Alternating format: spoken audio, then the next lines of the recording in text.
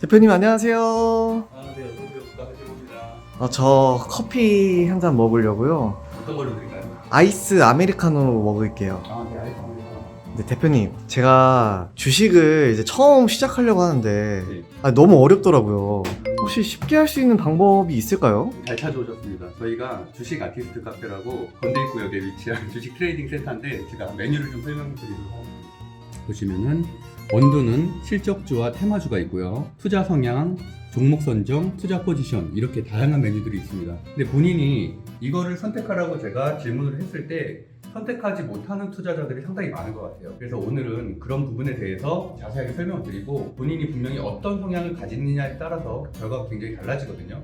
그래서 오늘은 제가 그런 부분들에 대해서 특히나 스윙, 단타 투자에 대해 궁금하신 분들이 많아서 스윙 투자에 대해서 한번 자세하게 설명해 드리도록 하겠습니다.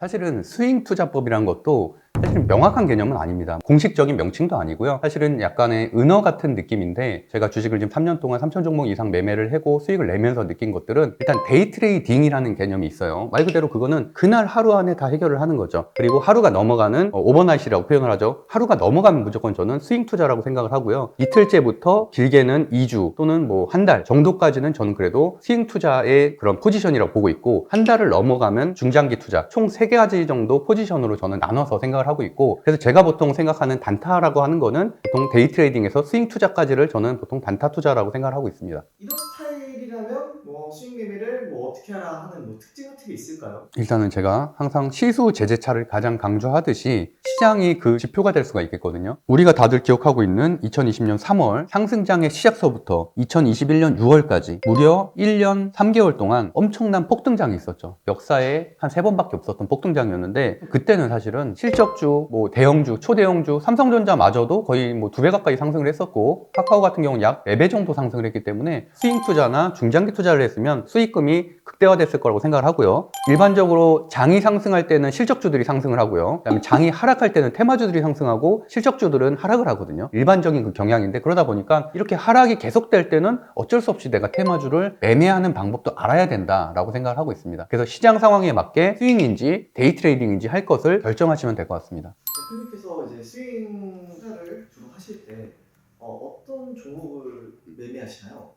일단 스윙 종목을 선택을 할 때 재무제표가 개선이 되고 있는 매출이 꾸준하게 상승하는 실적주 또는 재료가 강력한 테마주 이렇게 두 종류를 좀 매매를 하는데 가장 제가 선호하는 것들은 실적이 어느 정도 있으면서 재료가 붙은 것들입니다. 한미반도체 같이 1년에 6배 상승한 종목 마찬가지로 하나마이크론처럼 둘 다 이제 반도체 HBM이라는 재료가 붙은 거거든요. 특히나 전제돼야 되는 조건은 글로벌 화두가 있어야 됩니다. 글로벌 화두. 그래서 예전에 2020년도에 메타버스 페이스북의 이름이 메타로 바꿨잖아요. 메타 플랫폼스로 그런 것처럼 그 당시에는 또 메타버스라는 게 굉장히 화두가 된 주제였고 작년 같은 경우는 챗 GPT가 굉장히 화두가 된 주제였잖아요. 그런 것처럼 전 세계적으로 어느 정도 기술력에서 화두가 될 수 있는 재료가 붙게 되면은 짧게는 한 달, 길게는 이렇게 1년 내내 상승을 하는 굉장히 큰 재료라고 할 수 있습니다. 그래서 그런 재료를 판단할 수 있는 눈을 갖는 게 스윙 투자자의 기본 전제라고 할 수 있을 것 같고요. 그래서 저도 매달 하는 주식 강의에서 그런 내용들을 자세하게 정리해서 사례를 통해 설명을 해드리고 있습니다. 그 주식을 어떤 분이 만약에 저한테 그래도 직장 투자자인데 이렇게 거의 매일 수익을 내고 3년 동안 상승장, 하락장, 반등장에 다 안정적으로 수익을 낼 수 있는 비결이 뭐였냐라고 저한테 물어보시면은 저는 관심 종목 그 리스트 관리라고 말씀을 드리고 싶은데요. 지금 제가 보여드리는 것처럼 삼성증권 같은 경우는 총 120개까지 리스트 지정이 가능하거든요. 다 하나하나 수기로 제작을 한 겁니다. 여기에 있는 것들이 하나하나가 다 재료라고 할 수 있습니다. 여기서 보시면은 제가 작년에 가장 큰 수익을 냈었던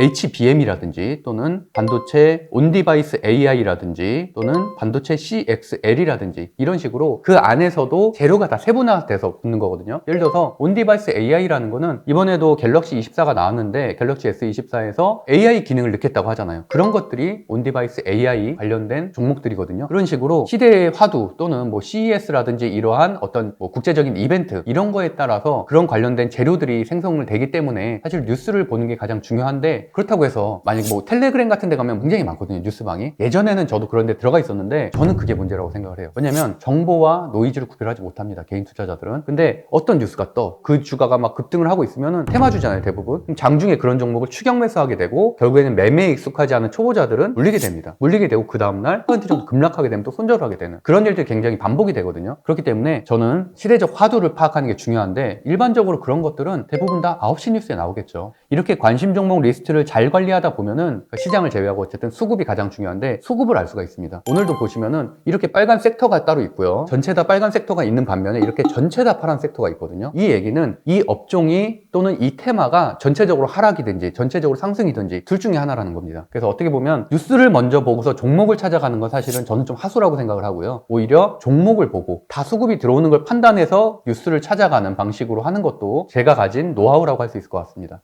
수익 매매를 할 때는 이런 마음가짐으로 해야 된다라는 게 있을까요? 가장 중요한 거는 스윙은 말 그대로 끌고 가는 거잖아요. 믿음이 있어야 됩니다. 그 종목을 분명히 선택하는데 이유가 있어야 되고요. 그 이유가 만약에 재료였다면, 재료가 소멸됐으면 미련 갖지 말고 손절을 해야 되고, 또는 재무제표였는데 계속 우상향하고 있는데도 불구하고 주가가 정말 반토막이 났다, 그러면은 믿음을 갖고 더 분할 매수를 해서 원칙대로 모아가야 됩니다. 그렇게 되면 반드시 전 수익이 날 수 있을 거라고 생각하고 있고, JYP 차트를 마지막으로 좀 보여드리면서 마무리를 하겠는데요. JYP 같은 경우는 지금 2023년 7월 25일에 14만원서부터 현재 지금 8만원까지 거의 한 50% 정도 하락을 하고 있는데, 재무제표에 들어가서 보시면은 매출액이 20년도에 1,400, 21년도에 1,900억, 22년도에 3,459억 원, 그리고 분기 매출을 봐도 3월 달에 1,100억 원, 6월 달에 1,500억 원, 9월 달에 1,300억 원. 물론 4분기 매출이 좀 줄었다고 해서 최근에 이제 급락한 경향은 있긴 하지만 어쨌든 매출은 우상향하고 있는 구조고, 뭐 아이돌이라든지 이런 것들에 대한 재료도 꾸준히 나오는 업종이기 때문에